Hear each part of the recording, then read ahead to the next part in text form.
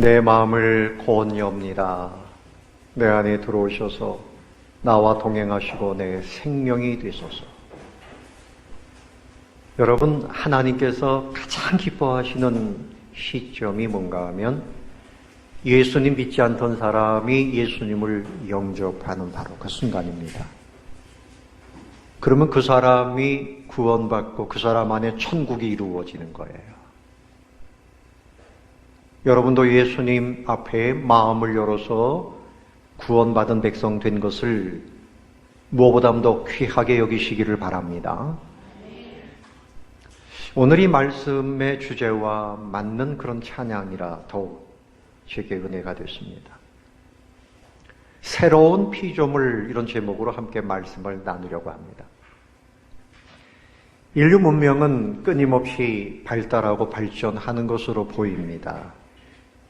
여러분, 우리 어릴 때 주거 환경을 생각해 보면 조그만 방에서 여러 명의 식구들이 그렇게 살았고요. 얼마나 춥고 덥고 또 화장실 문화가 얼마나 불편했습니까? 요즘에는 집안의 모든 것이 다 있잖아요. 버튼만 누르면 따뜻해지고 수돗물 얼마든지 쓸 수 있고요. 얼마나 발달합니까? 인간 수명을 놓고 볼 때에도 과거에는 40세, 50세 평균 수명이라 그랬는데 지금은 80세가 넘었고 100세 시대가 열린다 이렇게 이야기하니까 사람들이 인간의 이 문명이라고 하는 것은 끊임없이 발달하고 발전하는구나 이렇게 생각하는데 아닙니다. 우리 인류의 시조인 아담은 930년까지 살았습니다. 하나님의 원래의 뜻은 우리 인간들에게 영원토록 에덴 동산을 주시면서 영원토록 살게 하시는 것이 하나님의 뜻이었어요. 100세 인생을 가지고 사람들이 뭐라고 말하는가 하면 우리 인간은 신과 같다. 인간에게는 무한한 지식이 있다. 그러므로 하나님이 필요 없다. 우리가 얼마든지 발전하고 발달할 수 있다. 좋은 세상이 온다. 사상과 교육과 정치와 재물과 모든 것을 동원해서 그렇게 말하지만 하나님을 빼놓고서는 여러분 불행하고 어리석은 인생으로 끝날 수밖에 없어요. 땅에 나무를 아무리 많이 심어도 그것이 하늘나라가 될 수 있는 것 아닙니다. 노벨상 수상 작가인 해밍웨이는 이런 말을 했습니다. 인생에는 목적이 없다. 그리고 인생이 어디서 와서 어디로 가는지를 물을 필요조차 없다. 그러더니 결국 그는 자살하고 말았습니다. 사람들이 상을 주고 자랑하고 꿈을 꾸고 한들 하나님 없는 세상은 아무것도 아닙니다. 그렇다면 진정한 길은 어디에 있을까요? 예수님께서 내가 곧 길이요. 할렐루야. 우리 인간에게 영원한 생명과 천국을 주시고 그야말로 새로운 피조물이 되게 하시는 분이 누굽니까? 하나님이십니다. 여러분, 이 사실을 오늘 다시 한번 마음에 새길 수 있게 되시기를 바랍니다. 한번 따라해 봅시다. 성도는 새로운 피조물입니다. 그러니까 여러분은 지금 하나님의 놀라우신 은혜, 엄청난 은혜가 여러분에게 이미 와 있다는 사실을 늘 감사하고 그 은혜 속에서 소망을 품고 그렇게 살아야 되는 것입니다. 본래는 에덴 동산 그 낙원을 하나님이 주셨는데 인간이 범죄함으로 인해서 사망이 찾아왔어요. 절대 선을 주셨지만 절대 악이 찾아왔어요. 절대 영생을 주셨지만 절대 사망, 영벌이 찾아왔단 말입니다. 추락하고 말았어요. 죄는 뭡니까? 하나님과의 단절을 가져와요. 하나님의 나라와의 단절, 하나님 주시는 은혜, 기쁨, 소망 이런 것들로부터 단절되어지고 결국은 사망과 심판에 이르게 되고요. 살면서 염려, 근심, 고통, 질병, 전쟁 이런 것 속에서 그렇게 살아가는 것입니다. 죄가 들어왔기 때문에 그런 고통을 겪는 거지요. 히브리서 9장 27절 말씀, 한 번 죽는 것은 사람에게 뭐라고요? 정해진 것이요 그 후에는 심판이 있으리니. 우리 인생들이 아무리 높은 빌딩을 짓고 비행기를 타고 뭐 핸드폰을 열면 미국이나 일본이나 다 그냥 그 시간대 볼 수 있어요. 뭐 이런 시대가 된들, 점점 더 발달한들 하나님의 심판 앞에 피할 사람이 없는 겁니다. 여러분, 자유민주주의든 공산주의든 가난하든 부자든 지금 좀 잘 살든지 못 살든지 마지막에는 심판의 자리에 떨어지고 마는 것입니다. 이 문제를 어떻게 해결할 것이냐 하는 것이죠. 그런데 하나님께서 우리에게 자비를 베풀어 주셨습니다. 할렐루야. 하나님은 은혜로우신 분입니다. 부패하고 타락한 인생들 아주 버리지 아니하시고 살 길을 열어주셨어요. 예수 그리스도를 이 땅에 보내주신 것이 바로 그것입니다. 여러분은 예수님을 만났습니까? 예수님을 믿고 있습니까? 그러므로 예수님을 믿으면 자유민주주의나 공산주의나 어떤 종교나 어떤 문명이나 어떤 것으로도 해결이 안 되는데 예수님으로는 충분하게 해결이 됩니다. 영원하도록 해결이 된 겁니다. 그래서 오늘 선언하고 있는 거예요. 17절 다 같이 마음에 새기면서 읽어봅시다. 17절 시작. 그런즉 누구든지 그리스도 안에 있으면 새로운 피조물이라. 이전 것은 지나갔으니 보라 새 것이 되었도다. 아멘. 여러분, 안델센 동화 중에서 미운 오리 새끼라는 동화가 있어요. 오리인 줄 알았는데 이상하게 생겼어요. 키도 좀 큽니다. 그러니까 미움도 받고 왕따도 당하고. 그런데 알고 봤더니 오리가 아니었습니다. 뭐였습니까? 백조였습니다. 오리하고 비교가 안 되는 백조요. 우리 예수 믿는 사람들은 이 세상 사람들하고 달라요. 특별하게 새롭게 피조물로 이미 그렇게 지음 받은 겁니다. 아멘. 따라 봅시다. 나는 하나님의 백성입니다. 이 땅의 백성이 아니에요. 어디 백성이라고요? 하나님의 백성입니다. 여러분, 가난한 서민으로 살다가 왕족이 되어졌다. 근데 우리는 이 땅의 사람이 아니라 하늘나라의 왕족이 되었습니다. 하나님의 자녀가 됐어요. 질병과 고통과 가난 속에 있던 사람이 이제는 평화와 자유와 기쁨과 영생을 누리는 참된 부요함을 누리는 새로운 피조물이 된 겁니다. 감격이 안 되시죠, 여러분? 감격해야 됩니다. 땅의 사람으로 살다가 하늘의 사람이 된 거예요. 늘 염려하고 질병이나 전쟁이나 어떤 실패가 오진 않을까? 우리 예수님께서 최고의 고통인 사망 권세도 이기시고 그래서 우리를 사망이 없고 심판이 없는 하늘나라 백성으로 이미 옮겨 놓으신 거예요.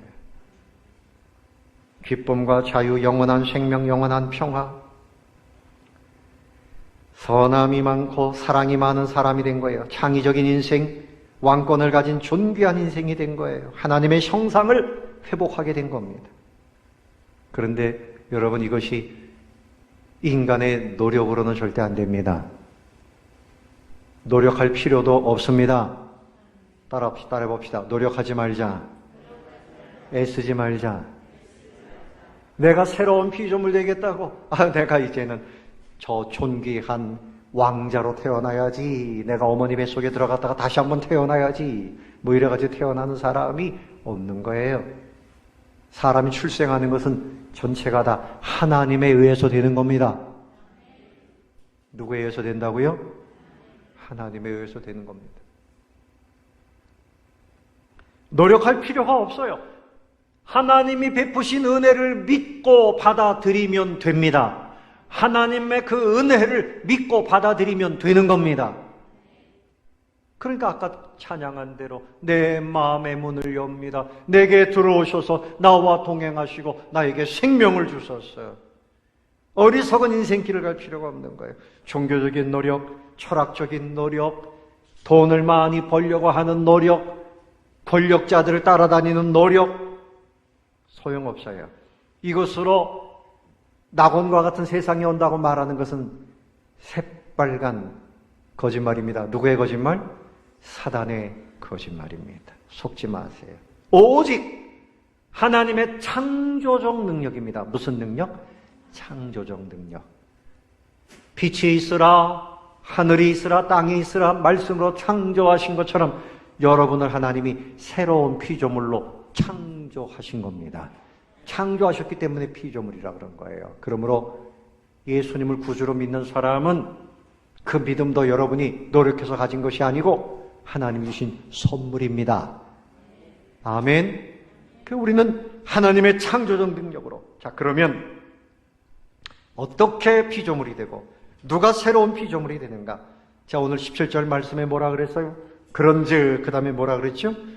누구든지. 네? 그 다음에 나오는 말씀은 뭡니까?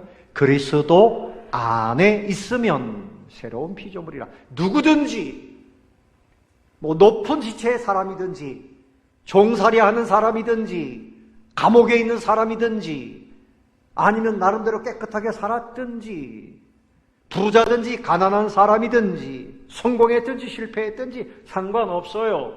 다 예수 그리스도 안에 들어와야 돼요. 내 마음의 문을 엽니다. 예수님 나에게 오시옵소서. 예수님을 구주로 믿습니다. 회개하고 믿는 사람은 누구든지 멸망하지 않고 영생을 얻고 새로운 피조물이 됩니다. 아멘. 감사한 일이죠. 한 가지 조건만 만족시키면 돼요. 그리스도 안에 있으면 돼요. 그래서 예수님을 믿는다는 말입니다. 예수님의 통치를 받는다는 말입니다. 예수님의 보호하심을 따라서 순종하며 그 길을 가는 것을 말해요. 주님의 십자가와 부활을 믿음으로 받아들이는 사람은 새로운 피조물이 된 겁니다. 예수님을 믿는 사람은 새로운 피조물이 될 것이 아니고 된 것입니다. 거듭났다는 말은 이미 됐다는 말이죠. 아프리카에서 선교하는 한 여선교사님의 이야기입니다. 연세가 많은 할머니 과부 한 분을 세례문답을 하는데 아프리카 사람이에요. 선교사님이 이제 질문을 하는 겁니다. 세례를 받으려면 이제 고백을 해야 되잖아요. 할 수 있는 대로 예수님에 대해서 이야기를 좀 해보십시오. 그랬더니 할머니가 고개를 흔들어요. 나한테 질문해봤자 소용없어. 나는 늙고 병들고 그리고 지친 늙은이야. 나는 무식한 늙은이야. 뭔가 좀 말씀해보세요. 예수님에 대해서. 없어요. 나는 지금 생각나는 게 아무것도 없어. 왜 나를 자꾸 못 살게 구는 거야. 답답합니다. 그래서 선교사님이 아유 어쩔 수 없군요. 당분간 세례받는 것을 좀 미루는 것이 좋겠습니다. 기독교에 대해서 조금 더 잘 알게 될 때까지 좀 미뤄야 되겠어요. 예수님에 대해서 체험한 것도 없는 것 같고 간증할 것도 없는데 어떻게 세례를 베풀겠어요? 이렇게 말을 했단 말이죠. 그런데 할머니가 그 선교사님의 말씀 듣는 중에 간증이라는 말을 딱 들었어요. 아니 뭐라고요? 간증이라고요? 내가 다른 거 몰라도 간증할 건 있어요. 할머니가 간증을 합니다. 내가 마음에 귀신이 많아서 고통을 당했는데 예수 믿고 귀신이 다 떠나갔습니다. 자유를 누리게 되었습니다. 내가 할 말이 있어요. 그러더니 입의 문이 열렸어요. 말의 문이 열렸어요. 갈보리의 보혈로 내가 어둠에서 빛으로 옮겨졌고 내 모든 죄악이 용서받았소. 나는 구원을 받았을 뿐 아니라 천국으로 향하고 있어. 어째서 내게 아무 간증거리가 없다는 거요? 내가 세례를 못 받을 이유가 어디에 있습니까? 성령께서 그의 말의 문을 열어주신 거예요. 선교사님이 그렇지요. 세례 못 받을 이유가 어디에 있습니까? 세례 받으실 수 있습니다. 여러분 이렇게 변화된 사람은 예수 안에서 새로운 피조물이 되었다고 하는 것입니다. 사람이 어떻게 변화됩니까? 하나님께서 변화시켜 주신 것들. 그래서 변화되는 겁니다. 새로운 피조물 할 때 새롭다는 말은요, 그 단어가 카이노스라는 말을 써요. 요한계시록에 천국을 새 하늘과 새 땅이 임한다 할 때도 카이노스라는 말을 썼습니다. 그 헬라 카이노스라는 말의 뜻은 뭔가 하면요, 완전한 겁니다.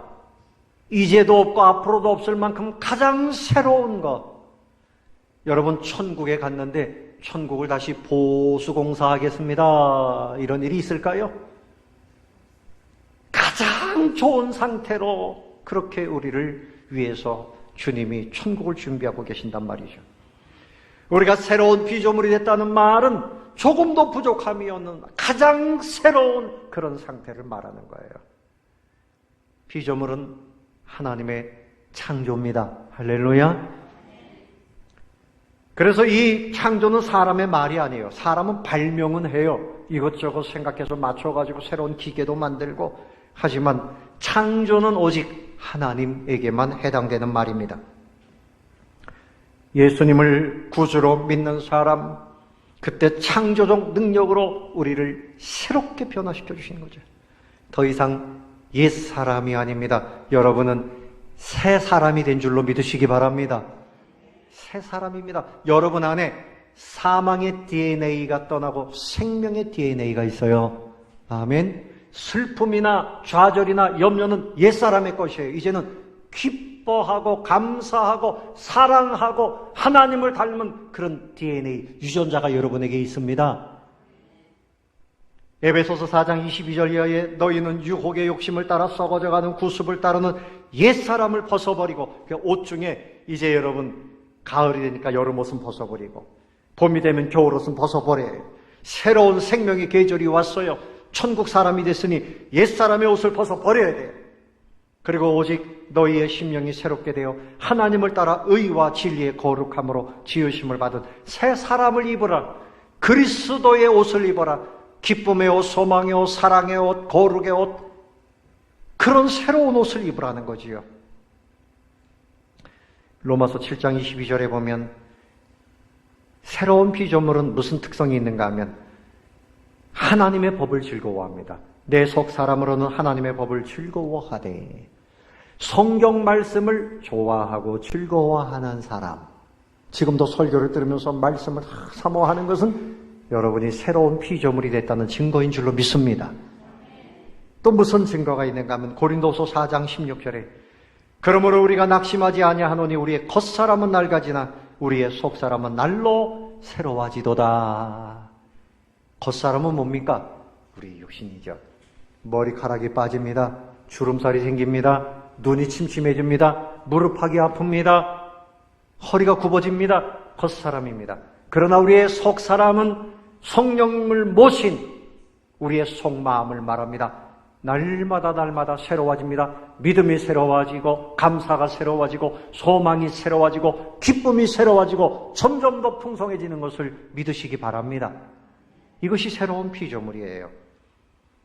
또 창의적이고 긍정적이고 적극적인 그런 인생이 됩니다. 하나님을 닮아가는 거지요. 에베소서 3장 16절에 그의 영광의 풍성함을 따라 그의 성령으로 말미암아 너의 속사람을 능력으로 강건하게 하시며 그랬어요. 새로운 피조물이 되면 점점 더 그 속사람이 강건해집니다. 믿음이 강건해집니다. 누가 뭐라고 해도 다니엘처럼 사자굴 속에 집어넣어도 하나님을 찬미하고 예배하는 거. 할렐루야. 강건해집니다. 어떤 일이 있어도 예배를 사모하고 하나님을 사랑하고 사랑이 점점 풍성해지고 감사가 풍성해지고 강건해진단 말이죠. 왜요? 새로운 피조물이 되었기 때문입니다. 새로운 피조물입니다. 따라봅시다. 나는 새로운 피조물입니다. 그러니까 여러분 좀 허리가 아프고 다리가 아프고 눈이 심심해도 괜찮아요. 천국에서 영원히 살게 될 것입니다. 우리의 속사람이 계속 강건해지고 있음을 감사해야 돼요. 두 번째로 새로운 피조물은 아름다운 증거를 지닙니다. 증거가 더 있어요. 오늘 본문에 나오는 것을 몇 가지 살펴보려고 그래요. 여러분, 성경의 인물들은 다 새로운 피조물들, 이 위인들은 다 그런 사람들이에요. 모세 광야에서 40년 목동으로 일했지만 하나님께서 붙잡아 주실 때 이스라엘 백성들을 구원해내는 그런 인생으로 살았어요. 다윗도 목동으로 소년 시절을 보냈지만 하나님을 늘 믿고 하나님의 은혜 속에서 이스라엘의 가장 위대한 왕이 되었습니다. 다니엘도 그랬지요. 기생 라합, 그는 여리고 사람이었지만 하나님을 사랑하고 그가 그 믿음의 왕 다윗의 조상이 됐어요. 예수님의 조상이 됐단 말입니다. 고기잡이 베드로가 변해서 예수님의 수제자가 됐어요. 세리장 삭개오, 그가 예수님의 제자가 됐습니다.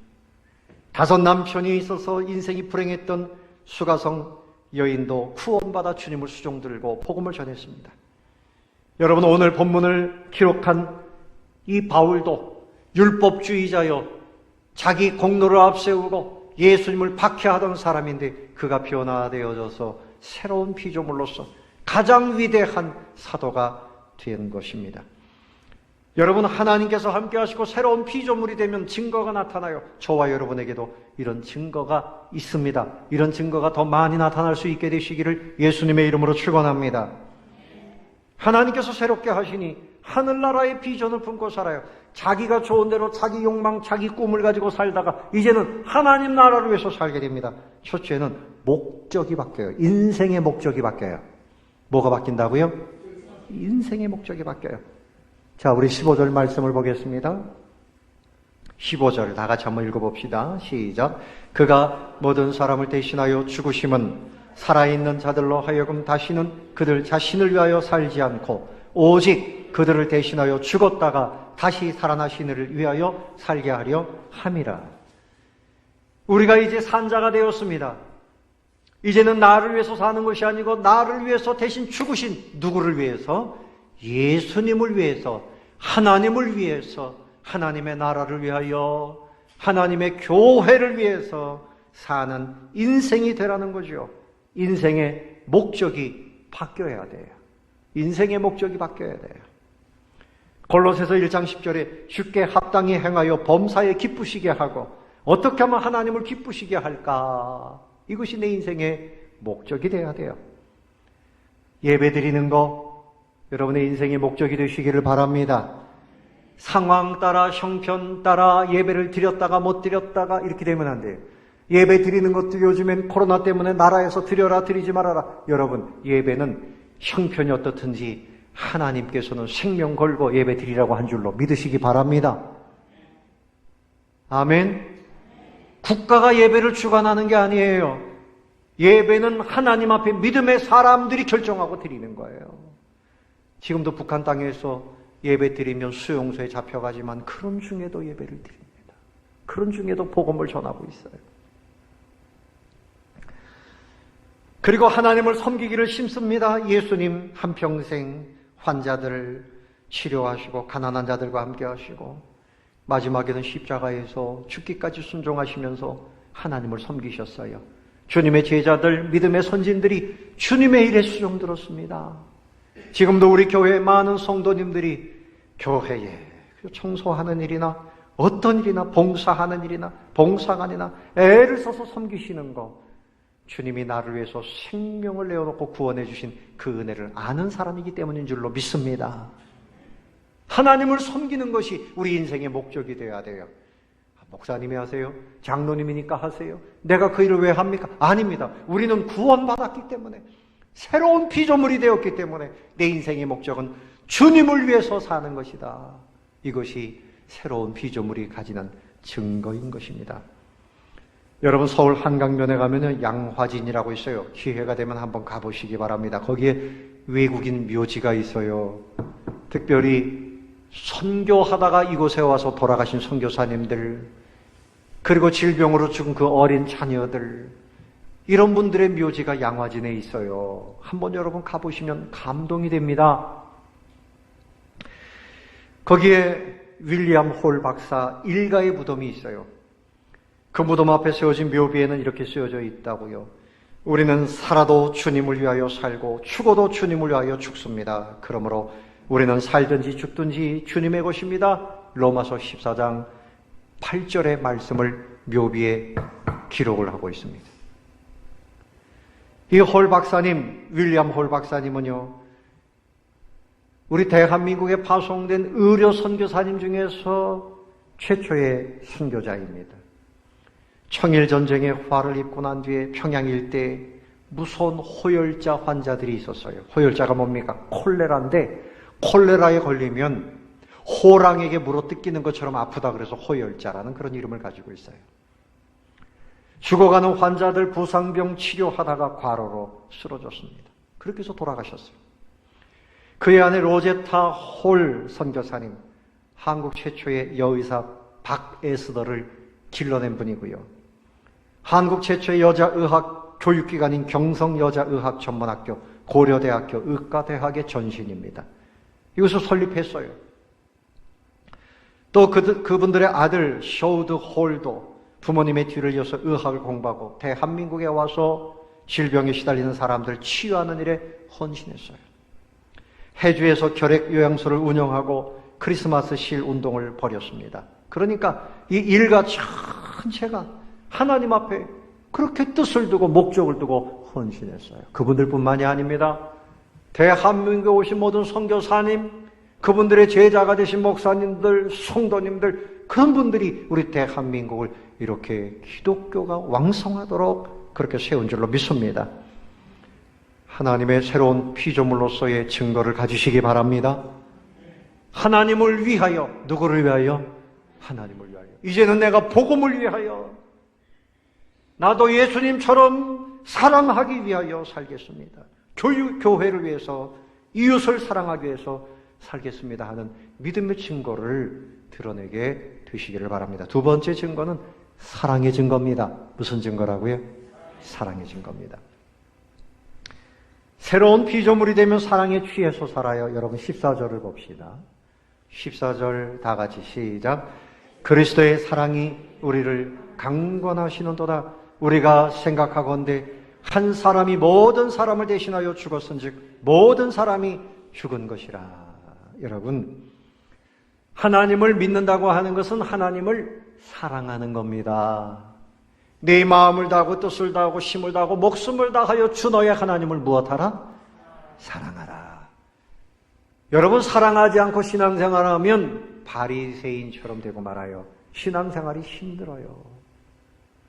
교회생활, 하나님을 사랑하지 않으면 힘들어요. 직장생활도요, 직장을 사랑하는 마음이 있어야지 재미가 있지요. 내가 돈만 벌겠다 하면 직장생활도 힘든 거예요. 하나님을 사랑하는데 오늘 이 사도 바울은 그리스도의 사랑이 우리를 강권하시는도다. 내가 그 사랑에 붙들려 있다 그랬어요. 사랑에 붙들려 있다. 그 위에 13절에 보면 또 이런 재밌는 표현이 있어요. 13절 읽어볼까요? 시작. 우리가 만일 미쳤어도 하나님을 위한 것이요 정신이 온전하여도 너희를 위한 것이니. 여러분, 처녀 총각이 사랑하는데 너무 사랑하면 부모님들이 뭐라 그래요? 사랑에 미쳤다 그래요. 사랑에 미치면 방법이 없는 겁니다. 말려도 안 돼요. 부모님들이 머리를 깎아도 수건 뒤집어 쓰고 나가서도 만나는 거예요. 하나님을 향한 사랑에 미친 자가 되었다. 사도 바울은 그렇게 표현하고 있어요. 그 사랑에 미친 자가 되어져서. 여러분, 부모님들이 자녀를 왜 평생토록 기르고 양육합니까? 사랑에 미친 자가 되어져서 그래요. 사랑이 강건하니까 자녀들을 평생토록 시집 보낸 다음엔 또 그 손주들 보느라 그러죠. 부모님들이 80, 90이 됐어도 자녀들을 걱정합니다. 사랑이 강건하고 있는 것이죠. 로마서 5장 7절 말씀에 사도 바울이 말씀합니다.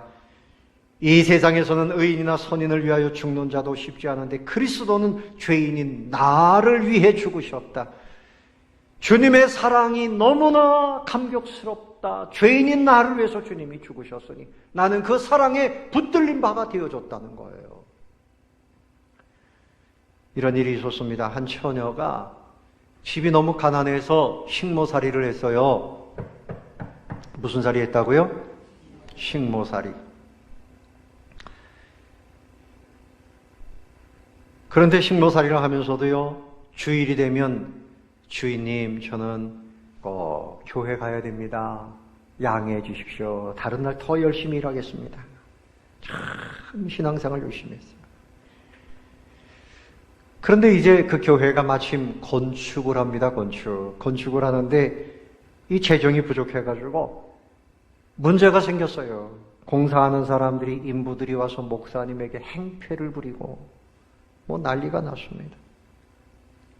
그런데 이 처녀가 5년 동안 고스란히 모았던 그 식모살이에서 모았던 그 돈을 전체를 건축헌금으로 하나님께 드렸습니다.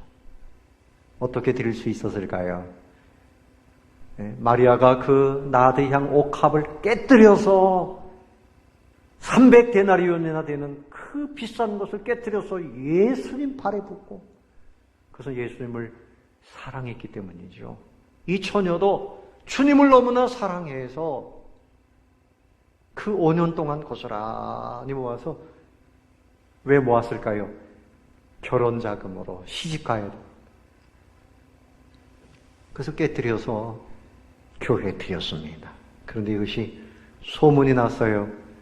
그 가난한 저 자매가 그것을 교회에 드렸다. 근데 그동안 헌금을 그저 부실하게 했던 교인들이 자기들 적금 통장도 깨고, 헌금 할까 말까 하던 분들이 감동을 받고, 그래서 너도 나도 헌금을 해서 넉넉하게 헌금이 되고, 그래서 건축을 마치게 됐어요. 근데 그 교회 장로님 중에 한 분이 사업을 하는 분인데 얼마나 부끄러워요. 부끄러운 마음을 가졌어요. 그런데 동시에 그 자매에게 감동을 받은 겁니다. 야, 저렇게 주님을 사랑하는 자매는 무조건 우리 집 며느리다. 그래가지고 그냥 그 자매를 말이죠. 그 집에 며느리로 데려간 거예요. 그러니까 이 자매는 결혼 자금으로 5년 동안 모아놨던 거 하나님께 다 바쳤지만 오히려 주님께서 그 자매의 삶을 책임지셔서 믿음 좋은 장로님 가정에, 부잣집 장로님 가정에 며느리가 되어졌다는 말씀이죠. 여러분, 우리가 하나님 앞에 사랑하고 헌신하면 주님은 더 큰 상급을 주시는 줄로 믿습니다. 더 큰 상급을 주십니다. 주님을, 내가 주님의 은혜 속에 새로운 피조물이 되었습니다. 증거는 인생의 목적이 바뀌고, 두 번째는 뭐라고요? 사랑의 증거가 있어요. 마지막은 화목하게 합니다. 무슨 증거라고요? 화목하게 합니다. 여러분 18절을 보십시오. 18절 말씀. 모든 것이 하나님께로서 났으며 그가 그리스도로 말미암아 우리를 자기와 어떻게 화목하게 하시고 또 우리에게 화목하게 하는 직분을 주셨으니 곧 하나님께서 그리스도 안에 계시사 세상을 자기와 어떻게 화목하게 하시며, 그랬죠? 화목입니다. 여러분, 인류 최대의 과제는 뭡니까? 천국 가는 백성이 되어야 돼요. 여러분, 이 나라가 어떻게 되든지 천국 못 가면 여러분 인생 실패하는 겁니다. 그렇죠? 근데 이 나라가 어떻든지, 내 가정이 어떻든지, 내가 예수 믿어 천국 가면 그 인생은 가장 지혜롭고 성공한 인생이 되는데, 하나님과의 단절된 관계가 회복되어야 돼요. 이것이 화목입니다. 그런데 하나님과의 단절된 관계를 화목하게 하기 위해서 예수님이 십자가에서 화목제물로 희생하신 겁니다. 그 사실을 믿고 20절 말씀에 보면 하반절에 너희는 하나님과 무엇하라? 화목하라. 그렇지요. 저 먼저 내가 주님 예수님을 믿었으니 내가 용서받은 줄로 믿어야 됩니다. 누구와 화목해야 됩니까? 하나님과 화목해야 돼요. 이제 하나님은 나를 심판하시는 분이 아니라 나를 품고 사랑하시는 아버지인 줄로 믿어야 됩니다. 하나님은 나를 사랑하시고 나에게 상을 더해 주시는 분인 것을 믿어야 됩니다. 하나님의 은혜 속에 살아야 돼요. 척수인들이 말했어요. 우리에게 가장 필요한 것이 뭐냐? 정보였다 그러면 하나님께서 우리에게 교육자를 보냈을 것이고, 우리에게 가장 필요한 것이 기술이라 그러면 하나님 우리에게 과학자를 보내셨을 것이고, 우리에게 가장 필요한 것이 돈이었다면 하나님 우리에게 경제학자를 보냈을 것인데, 하나님 우리에게 쾌락이 가장 필요한 줄 알았다면 연예인을 보냈을 것인데, 우리에게 가장 필요한 것은 하나님과의 화목된 관계였기에 하나님은 우리에게 중보자요 화목자인 구세주를 보내주셨다. 할렐루야.